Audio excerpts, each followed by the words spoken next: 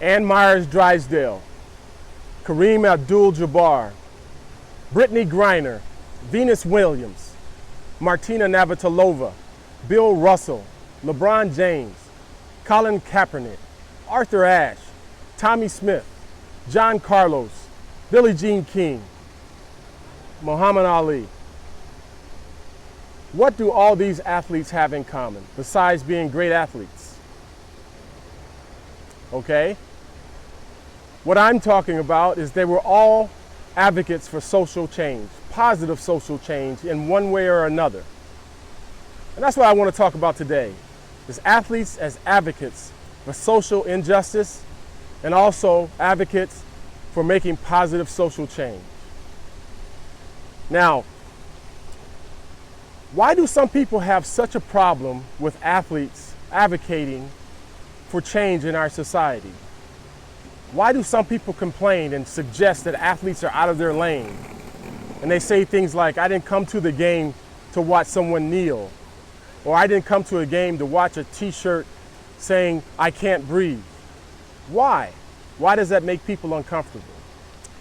Well, I think we're in a society now where athletes have a platform to whereas they feel responsible for addressing the ills in our society. In fact, that's what makes us great, is that we have the opportunity and we have the liberty to address these issues.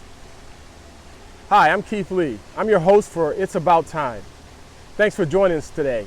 Hey, I want to encourage you to subscribe to this channel, write comments, in fact, even share this video if you can.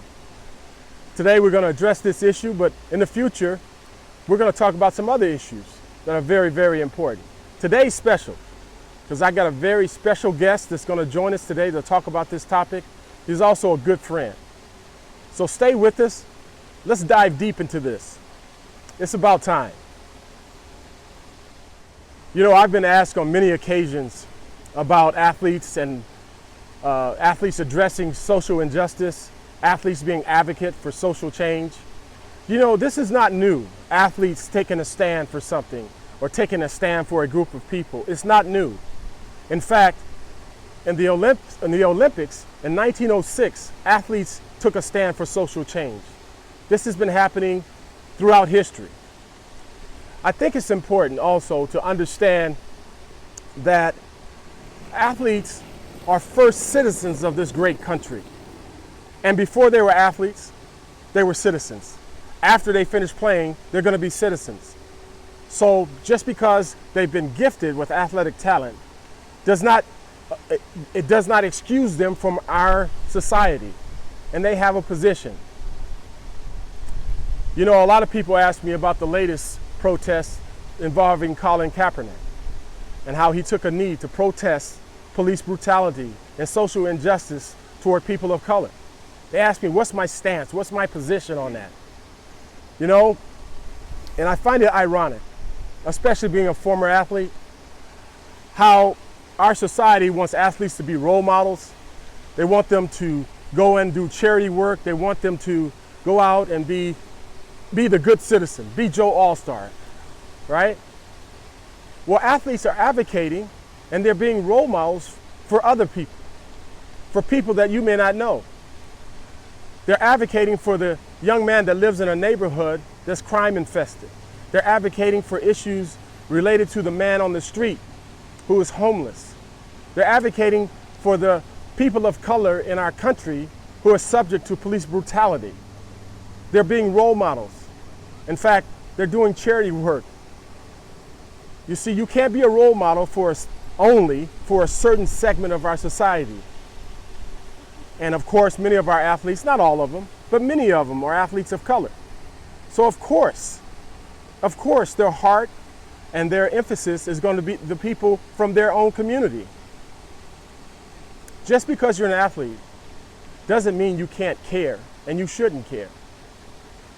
You know, it's just amazing to me how people would steal the narrative. Primarily it's the media, to steal the narrative on Colin Kaepernick. His protest had nothing to do with the flag. It had nothing to do with disgracing our military. It had everything to do to get your attention about a topic that was close to his heart, about a topic that we should address, and about a topic that we haven't addressed. So in a sense, he did his job. He got you to talk about it. But see, the thing about it is what we have to understand, he put his money behind his mouth. He didn't only protest in action and in words, he put his finances behind what he was talking about. That's a role model for a lot of people. And I think what we have to do is to remember, we have to understand the difference between fact and opinion. And a lot of our opinions are formed by different mediums, right? By the media, by social media, by other people spreading rumors, and then stealing the narrative to sell newspapers. We can't allow that. We have to look at the truth for what it is. And part of the truth is that millions of people in this country, especially those, but not only, of color, are subject to brutality, either from the law or from their neighborhood or their environment. We have to bring attention to that.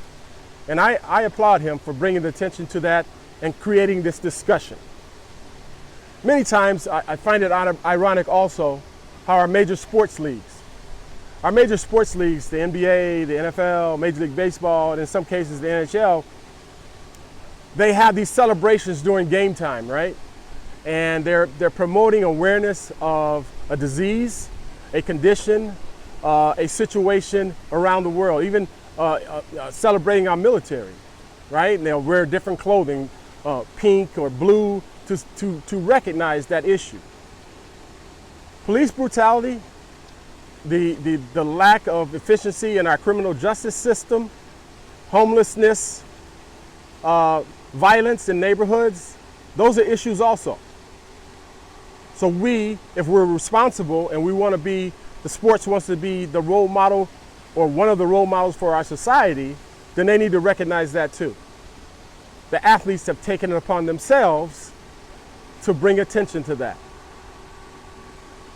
Listen, this deserves a lot of discussion. And in order to get a real discussion, athletes have to get your attention. After all, you have to realize athletes are going to be former athletes more of their life than they're an active athlete entertaining you. They're going to be a has-been much longer. And when they're a has-been in terms of athletics, then they turn into just a regular citizen. And that's what they're addressing. Hi, I'm back with my good friend and special guest of the show today, Garnett Overby. He and I have had, hundreds of discussions about this topic and others related to sport and social justice. So I'm excited to have him here today. Many of you back in our hometown in LA, you may know Garnett from playing football at St. Anthony's High School. He later, after St. Anthony's, Garnett went on to the University of Nevada, Reno. It was an academic All-American, in my opinion at least, there, but he was also a great defensive back for that school. I'm fortunate enough to work with him here for the past couple of decades, I think. But I wanted to have him on the show to help me talk about this issue. It's just coincidental, yet ironic, him going to the University of Nevada, Reno, and that's the same school that Colin Kaepernick attended. So I just wanted to ask Garnett, as we talk about athletic activism in our society, what is your perspective on it? I mean, you and I have studied this issue over the past years. We've done workshops on it, but we hear it all the time. And so our perspective as former athletes are probably, it gives it a perspective, I think, in terms of athletes related to this issue. Yeah, absolutely. Well, first I want to say thank you, Keith, for having me on the show. For those of you who don't know, Keith is a mentor of mine since I was in college and a close friend of mine, so I appreciate being on the show here with you. I think this show is a much needed show. I think you're doing a good job. You're bringing a voice to some issues out of the world of sport that I think are missing. And so I applaud you for that, Keith, and I appreciate you allowing me to be a part of this show. Thank you. To address the question, you know, for me, growing up in Compton, California, came up in Compton during the time of the 80s, graduated from high school in the early 90s. So I was right during that time of where Compton got its bad name, its bad rep, so to speak, the drive-by shooting, the NWA, all of that. And one of the things that I was always taught by my parents is that you have to give back. You have to find a way to use your position, your platform, to give back. Give back to your community. And what does that mean? I struggled with trying to figure out what community meant for a long time. I always thought it meant Compton, but it didn't necessarily mean Compton. It meant that individuals who were in a like type of situation or circumstance that I had growing up in Compton. And so that has taken me to many different places throughout the country giving back. I had the opportunity to give back in Philadelphia, Washington, D.C., Gotcha. Sacramento, California, Reno, Nevada, and now here in Orlando. One of the things though, Keith, when I was growing up, I didn't know who the voice was that I was supposed to follow that was coming out of sport. Who was that voice? Gotcha. You know, I heard a lot about Muhammad Ali, but by the time I came along, Muhammad Ali was out of the scene. He was no longer an active athlete. His voice was still there, but I was looking for the active athlete. So those days of where you see the pictures of Muhammad Ali with Jim Brown and Kareem and Bill Russell in the picture being a voice for social justice or social injustice in our communities, I didn't have that voice. Gotcha. So where do I find that? It's interesting. I have an opportunity. I'm an adjunct professor here at the University of Central Florida. I co-teach a class that's on diversity, inclusion, and equality. And we read a book last semester called The Heritage. The Heritage. Okay. By Brian Howard. And in this book, The Heritage, it talked about that thing that I was looking for, that voice that I was looking for when I was growing up. And that voice was absent. And what this book is talking about, it's talking about that we as Black athletes, we have a responsibility to give back to our community as our voice. The voice being one of those things that we need to give back, especially our more higher profile athletes, the ones that ascend to those professional ranks, the ones that the community, the public see as being very charismatic, outspoken, a like person, somebody that they feel like that could be a friend of mine or something like that. So when you get back to the role model, they are seen as more of the role model. So in this book, it talks about how, you know, you had the Jackie Robinsons and the Muhammad Alis and the Bill Russells, the Jim Browns, all of the names that I've already mentioned, how they used their platform, their athletic status as a voice for social injustice. And they brought these points to the forefront of America and said, these are issues that we need to address. They did it in a very responsible way. Yes. They did it in a very peaceful way. Yes. And they did it in a way where it was inclusive of all individuals. That's correct. It didn't alienate anyone. And so they were what we would call role models. They were very good role models in that respect. But during that time that I was coming up, through the 80s, also we see it through the 90s and the early 2000s, there was nobody that was taking that voice. And that was the title of the book, The Heritage. Who was going to maintain the heritage of the people being that voice? Gotcha. Well, what happened is he talks about in the book, is during the time that I was coming up was the time where athletes were starting to make a lot of money. They were starting to become now 7-figure athletes. They were also starting to get into high-paying endorsements. The endorsement thing actually started with OJ. Yeah. And then you see it bled into the 80s with Michael Jordan, and others kind of followed that role model. Well, in that, what happened was that the athlete, they had to make a decision. You're going to be the voice of the heritage, or you're going to collect those dollars that you get from your endorsements and from your celebrity status. Yeah. And so in the book talks about that there was a silence probably from the Muhammad Ali era all the way up to Colin Kaepernick. And by the way, shout out to you, Colin Kaepernick. We come from the same school, same alma mater. We bled on the same field, so I support you, brother. But he was the one that's bringing that voice back to the heritage. Gotcha. And so, like you said, he used his money. He used his money. He put his money on the line. That's right. We saw Muhammad Ali. He put his freedom on the line. That's right. Along with his money and his status. He lost his title. Right. As the heavyweight champ of the world. And so that's a common theme, and it appears to me, is that there's a sacrifice associated with this. Has to be right? a sacrifice. It's got to be a sacrifice. It most definitely has to be a sacrifice. So I applaud Kaepernick for being that voice, for putting it all on the line. If we're not willing to put something on the line, then what are we doing? That's right. It's about sacrifice.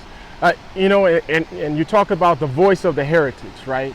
And historically, I mean, the same thing. You talked about Bill Russell and Muhammad Ali. And so they were willing not only to sacrifice, but to be the voice, right? Yeah. I wanted to talk a little bit about Tiger Woods, right? I love golf. I love the game of golf. I love it more than it loves me, obviously. But I was a big Tiger Woods fan. But I have to admit, when I saw Tiger Woods accept an award from the current occupant of the presidency in our country, it just like when a dagger went through my heart. And it went through my heart because that president does not stand up for social injustice. In fact, either intentionally or unintentionally, and I just said that to be political, unintentionally, he promotes it. He advocates for it. So Tiger Woods, being an athlete of color, accepting an award for someone like that, it actually just broke my heart. You know, and that's an example of, I think, an athlete with a special platform not accepting the responsibility toward those who follow him, both on the golf course and off. So that's a limited role model. Yeah, you know, these high-profile athletes, they have such high celebrity status in society now. For them, in some respects, I feel sorry for them because everything that they do is magnified. Correct. But they have to understand that their actions send messages. Right. You know, they don't necessarily have to be the voice like Colin Kaepernick, but their actions send messages. I don't want to give a whole lot of time and attention to the current presidency, but I will say this. There's other people out there, other athletes out there that may not necessarily be the voice, but they are a strong impact in their community. Correct. Marshawn Lynch, for example. Marshawn Lynch is from Oakland. He's gone back to his community, built community centers, and those different kinds of things. He's a very present individual in that community. So when you see him in that community, they don't treat him like a celebrity. They treat him like a friend, like a neighbor. That's right. That is a guy that can be a role model That's for right. them. People may disagree with how he handles the media, but that's his choice. That's his choice. That's his choice. That's right. But the people that he's impacting, he's a voice. Right. That's somebody that the people in his community can look to and say, he's my hero. And here's the reason why he's my hero. Not because he's you know, a little, you know, challenging to the media, but because without him in my community, I wouldn't have had this community center that took me off the streets, that gave me this resource and this opportunity to get my education, to find my voice, to find my skill set, and then move on in life from there. That's right. Well, this has been great. I again want to thank my buddy Garnett Overby, aka Pooh, for joining us today. I want to encourage you to subscribe to this channel, write your comments, or even share it. This deserves a much longer conversation than we talked about today, but we want to hear from you about what you think about this topic. So I want to thank you for joining us today. And remember, it's about time. Speak up and speak out. Thanks again. God bless. Bye-bye.